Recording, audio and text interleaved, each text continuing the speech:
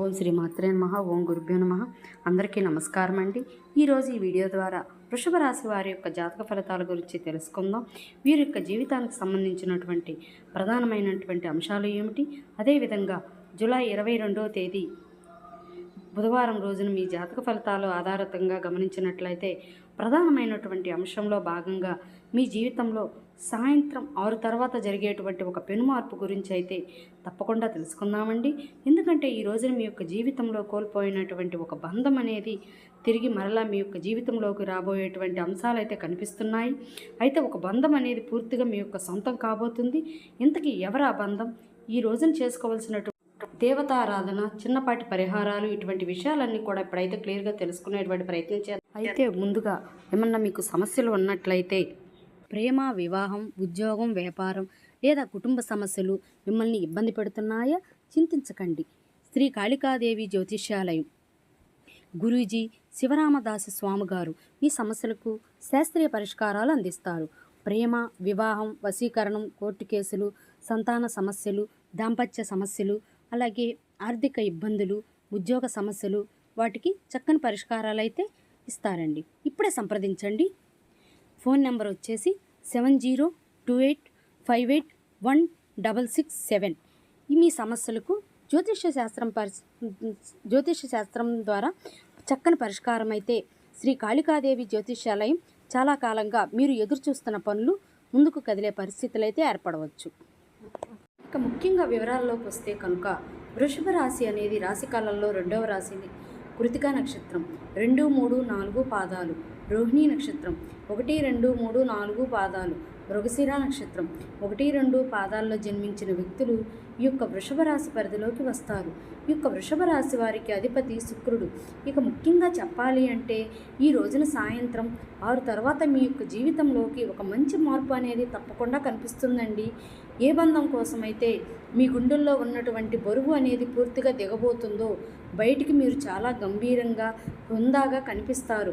కానీ ఎవరికైనా కానీ మిమ్మల్ని నొప్పించే విధంగా మాట్లాడితే మాత్రం మీ యొక్క అహంకారం, ఇగో అన్నీ కూడాను పక్కన పెట్టేసి చాలా బాధపడతారన్నమాట. మీ లోపల మీకు హృదయం అనేది చాలా అంటే చాలా మృదువైనది.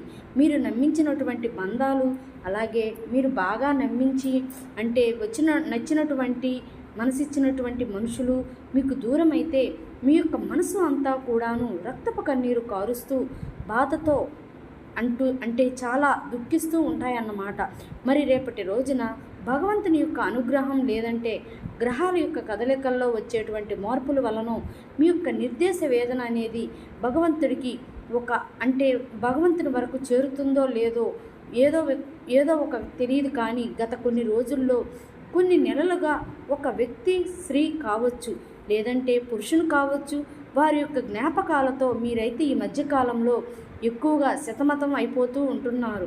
అంతా కూడాను నా యొక్క తలరాత, ఆ వ్యక్తి నాకు దక్కేటువంటి యోగం అనేది లేదు, వారితో అనవసరంగా అలా మాట్లాడవలసింది కాదు, వారితో నాకంటూ ఒక గొడవ అనేది పూర్తిగా తొలగిపోయి మేమందరం బాగుంటే బాగుండు అని చెప్పేసి గత కొన్ని రోజులుగా మీరైతే ఆ యొక్క భగవంతుని అయితే వేడుకుంటూ ఆ భగవంతుడు మీ యొక్క మాటలు విన్నాడా అన్నట్టుగా ఈ రోజున మీకైతే ఒక సమాధానం అనేది దొరకబోతుంది.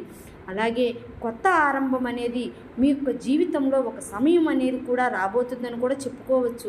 మరి ఆ యొక్క అద్భుతమైనటువంటి ఒక మంచి సమయం అనేది ఈ రోజున మీకు సాయంత్రం 6 గంటల తరువాత మీ యొక్క జీవితంలో ప్రారంభం కాబోతుందండి.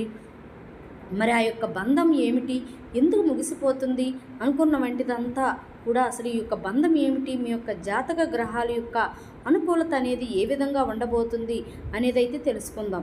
ముఖ్యంగా విడిపోయినటువంటి భార్యాభర్తలు లేదంటే ప్రేమికుల విషయంలో అపార్థాల వలన, మూడో వ్యక్తి చేసినటువంటి కుట్రల వల్ల మీరు తిరుగుతూ లేదంటే మాట్లాడటం పూర్తిగా మానేసి మా మధ్య ఏ బంధము లేదు, ఇక మేము కలవడం దాదాపు కూడా అసాధ్యం అని చెప్పి అనుకున్నటువంటి మీ యొక్క జీవితంలో మీ యొక్క పాత ప్రేమికులు లేదంటే పాత మిత్రుల్లో, పాత ప్రేమికుల్లో వారి యొక్క విషయాన్ని ముఖ్యంగా ప్రధానంగా ఊహించాలని ఈ విధంగా తిరిగి మరలా మీకు జీవితంలోకి వచ్చేటువంటి అవకాశాలు అయితే కనిపిస్తున్నాయి. అలాగే దూరమైనటువంటి రక్తం పంచుకున్నటువంటి బంధాలు, ఆస్తి గొడవల్లోనూ లేదంటే చిన్న చిన్న అహం వలన కొన్ని సంవత్సరాలుగా మాటలు లేనటువంటి మీ యొక్క సొంత అన్నదమ్ములు కావచ్చు, లేదంటే అక్క చెల్లెలు కావచ్చు, తల్లిదండ్రులు కావచ్చు, ఇలా ఎవరికైనా కానీ ఊహించని విధంగా మీ జీవితంలో తిరిగి మరలా ఒక బంధం అనేది తిరిగి మరలా రాబోతుందన్నమాట. ద్రోహం చేసి వెళ్ళిపోయినటువంటి పాత స్నేహితులు, మీకు వెన్నుపోటు పొడిచినటువంటి కొంతమంది వ్యక్తులు తిరిగి మరలా బాగా ఈ రోజున మీకు దగ్గర అయ్యేటువంటి మంచి అవకాశం అయితే కనిపిస్తుందండి. మీ జీవితం నుండి శాశ్వతంగా వారు తిరిగి వెళ్ళిపోయారు అనుకున్నటువంటి ఆ యొక్క వ్యక్తులు తిరిగి మరలా మీ యొక్క జీవితంలోకి ఈ రోజున వస్తున్నారన్నమాట. ముఖ్యంగా 6 గంటల తర్వాత మీ యొక్క జీవితంలో ఏం జరుగుతుంది అంటే, ఒక తప్పు చేసి తెలుసుకోవడం అంటే వ్యక్తుల్లో రియలైజేషన్ అనేది కావడం వలన అన్నమాట.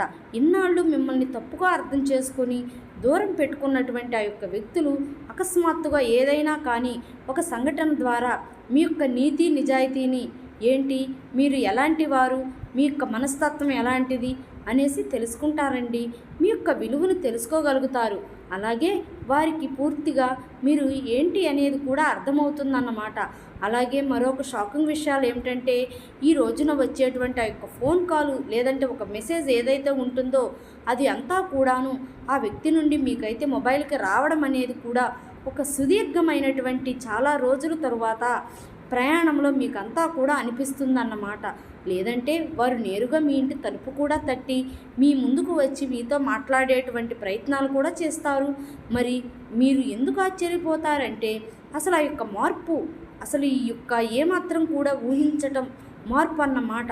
బహుశా మీరందరినీ కూడా మార్చడానికి ప్రయత్నిస్తూ ఉన్నప్పటికీ కూడాను ఆ యొక్క తరుణంలో విధి వారికి వాళ్ళే రియలైజేషన్ అయిపోయే విధంగా మీ యొక్క జీవితంలోకి వారే మరలా తిరిగి వచ్చే విధంగా చేయడం, ఇది అంతా కూడాను ఒక ఆశ్చర్యమే.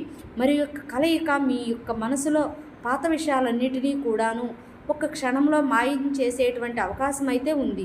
ముఖ్యంగా ఈ రోజున మీరు చేసినటువంటి ప్రతి ఒక్క చిన్న ప్రార్థన, పూజ, పరిహారం 1000 రెట్లు మంచి ఫలితాన్ని అయితే కల్పిస్తుంది. ముఖ్యంగా చెప్పాలంటే ఈ రోజున శుక్రగ్రహం యొక్క అనుగ్రహం అనేది, శుక్రగ్రహ దృష్టి యొక్క 7వ ఇల్లు అంటే అలాగే బంధు స్థానంపై ఉండటం వలన ఈ రోజున మీ యొక్క బంధువుల యొక్క కలయిక, అలాగే మీ యొక్క జీవితంలో తొలగిపోయినటువంటి బంధువులు వచ్చేటువంటి మార్పు, ఇది అంతా కూడాను అత్యంత బలంగా పనిచేయబోతుందని కూడా చెప్పుకోవచ్చు. ముఖ్యంగా ఈ రోజున సాయంత్రం 6 దాటాక మీ యొక్క జాతకంలో ఉండేటువంటి ఒక పెద్ద కలశ దోషం ఏదైతే ఉంటుందో అదంతా కూడా తొలగిపోయి సౌభాగ్య యోగం అనేది మీకైతే పూర్తిగా అనుకూలంగా మారుతుందన్నమాట. దానివలన నెగిటివిటీ అంతా కూడాను పోయి అవతల వ్యక్తుల్లో ఉండేటువంటి మనసులో ఉన్నటువంటి ఆ యొక్క కుళ్ళు కుతంత్రాలు, అలాగే వారు చేసినటువంటి ద్రోహం, ఇది అంతా కూడాను తొలగిపోయి మీ పట్ల ప్రేమ, పశ్చాత్తాపం ఇటువంటివన్నీ కూడా కలుగుతాయన్నమాట. అలాగే మీకు దీనివల్ల ఏం జరుగుతుంది అంటే, పూర్తిగా మనశ్శాంతి అనేది లభిస్తుంది, ఒంటరితనం అనేది దూరం అవుతుంది, సమాజంలో మీ యొక్క పరువు కూడా నిలబడుతుంది. ఆ యొక్క వ్యక్తులు తిరిగి రాగానే మీ యొక్క పాత కోపాలు, అలాగే యుగోలు, అలాగే తెలియనటువంటి నిరాశ, ఇటువంటివి కూడా పూర్తిగా తొలగిపోతాయి. ఇన్నాళ్ళు అసలు ఎందుకు ఈ విధంగా చేశాను అని చెప్పేసి వారిలో నిలదీసేటువంటి ప్రయత్నం కూడా చేయండి. ఇక అలాగే మీరు చేసినటువంటి గతంలో తప్పులు ఒప్పులు కూడా గురించి మరలా చర్చించకండి. మీరు అలా చేస్తే మరలా తిరిగి వచ్చినటువంటి ఆ యొక్క వ్యక్తులు తిరిగి వెళ్ళిపోయేటువంటి, కోల్పోయేటువంటి అవకాశాలు కూడా ఉన్నాయి. ఆ యొక్క బంధం మరలా మొక్కలు అయ్యేటువంటి అవకాశాలు అయితే కనిపిస్తూ ఉన్నాయి. కాబట్టి ఈ రోజున ముఖ్యమైనటువంటి జాగ్రత్తలు కూడా విషయానికి ఏమిటంటేనండి, ఈ వ్యక్తులు మీ యొక్క జీవితంలోకి రావాలి అనేటువంటి ప్రయత్నిస్తే రానివ్వకండి. ఒకవేళ ఫోన్ కాల్ చేసినా, లేదంటే మీ యొక్క పాత తప్పులన్నీ ఎత్తి చూపించకుండా మీతో సాక్షి అంటే మనస్సాక్షిగా చక్కగా మాట్లాడుతూ ఉంటే వారితో కలిసిపోయి మాట్లాడుకోవచ్చు. వారిని క్షమించి వారితో ప్రేమగా మాట్లాడవచ్చు. అలాగే మీలో ఉన్నటువంటి గొప్ప గుణం క్షమించడం, దాన్ని ఉపయోగించుకోండి. మరి దీన్ని ప్రశాంతంగా అనేది మీరుగానే తెచ్చుకోవాలండి. ఈ రోజున పూజా గదిలో ఎట్టి పరిస్థితుల్లో కూడా మర్చిపోకండి. ఇక ఆవు నెయ్యితో దీపం అనేది వెలిగించి శివపార్వతుల యొక్క రూపాన్ని అయితే ఒక్కసారి స్మరించుకోండి. సుబ్రహ్మణ్యేశ్వర స్వామి వారి యొక్క ఆరాధన కూడా చేసుకోండి. అలాగే రాత్రిపూట ప్రశాంతకరమైనటువంటి వాతావరణం ఉండే విధంగా ఇంట్లో అయితే చూసుకోండి. అలాగే భగవంతుని యొక్క సంకల్పం ముందు మనుషుల యొక్క పంతాలు అనేవి కూడా చాలా పూర్తిగా తొలగిపోతాయి. కాబట్టి ఈ రోజున మీ యొక్క జీవితంలో ముఖ్యంగా బుధవారం రాత్రి 6 గంటల తరువాత అద్భుతమైనటువంటి క్షణం కోసం మీ యొక్క మనసు ఎప్పటి నుండో కూడా సిద్ధంగా ఉంచుకోవడానికైతే ప్రయత్నించండి.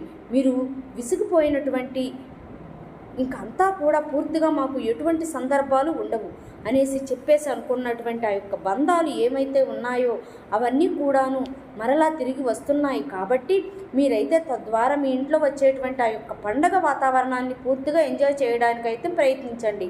అలాగే ఆ యొక్క ఫోన్ కాల్ని మనుషుల్లో కానీ లేదంటే మీరు దగ్గరలోకి వచ్చినప్పుడు మీకు కలిగేటువంటి ఆ యొక్క ఎమోషనల్ ఫీలింగ్ ఏదైతే ఉంటుందో తిరిగి మరలా మీ యొక్క జీవితంలోకి ఆ యొక్క బంధం అనేది వచ్చింది అనేటువంటి తెలియనటువంటి ఒక భావన మీ యొక్క మనసుకు చాలా హాయిగా ఇస్తుందన్నమాట, ప్రశాంతతని ఇస్తుంది.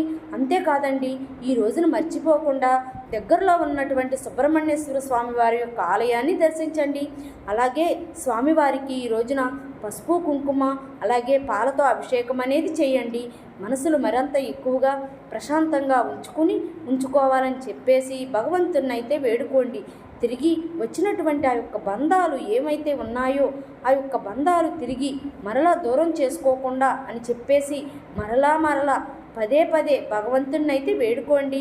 ఈ విధంగా చేసుకుని స్వామివారిని చక్కగా వేడుకున్న తరువాత స్వామివారి ముందు నిలబడి ఈ విధంగా సంకల్పం అనేది చెప్పుకొని ఈరోజు మేము చేసి ఉండే ప్రతి ఒక్క పనిలో కూడాను మంచి విజయం లభించే విధంగా చూడమని చెప్పేసి అయితే వేడుకోండి. అలాగే ఈ రోజున మీకు కమ్యూనికేషన్లో కొత్త పరిచయాలు, పనిలో పురోగతి అనుకూలంగా ఉండేటువంటి అవకాశం అయితే కనిపిస్తున్నాయండి. కెరియర్లో మీరు బాగా చెప్పినటువంటి పనితీరు ఎక్కువగా గుర్తింపు లభించే దిశగా ఉండవచ్చు. అలాగే ఏకాగ్రత కొద్దిగా తగ్గేటువంటి అవకాశాలు కూడా కనిపిస్తున్నాయి. కాబట్టి ముఖ్యమైనటువంటి నిర్ణయాలు అనేవి తీసుకునేటప్పుడు జాగ్రత్తగా ఆలోచించి అనేవి తీసుకోండి.